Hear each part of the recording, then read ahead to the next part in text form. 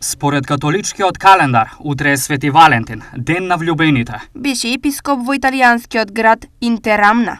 Го исцели болниот брат на римскиот трибун Фронтан. Кога се разболе Херимон, синот на познатиот филозоф Кратон, тогаш посоветуван од Фронтан, Кратон го повика Валентин во Рим. Херимон беше сиот згрчен така што главата му беше свиткана меѓу колената. Валентин се затвори во собата со болниот и цела ноќ ја мина во молитва.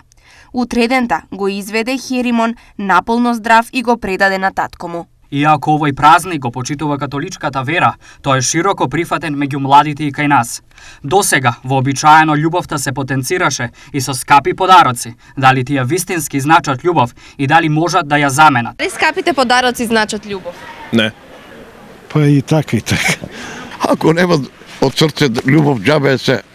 И поклони да донесеш, џабе. Не, искрено не. Во земјите каде овој празник е исклучително популарен, овогодинешните трендови се дека љубовта треба да се искаже символично. Што тоа може да биде? Мислам дека е доволно сакамте. Цвеќе и чоколадо, да. Точно, едно цвеќе, ако пуштуваш едно цвеќе, оно ќе и тоа ќе го пропане. Некоја бомбонјера, цвеќе, ружа, помал подарок побаво, повеќе љубов побаво.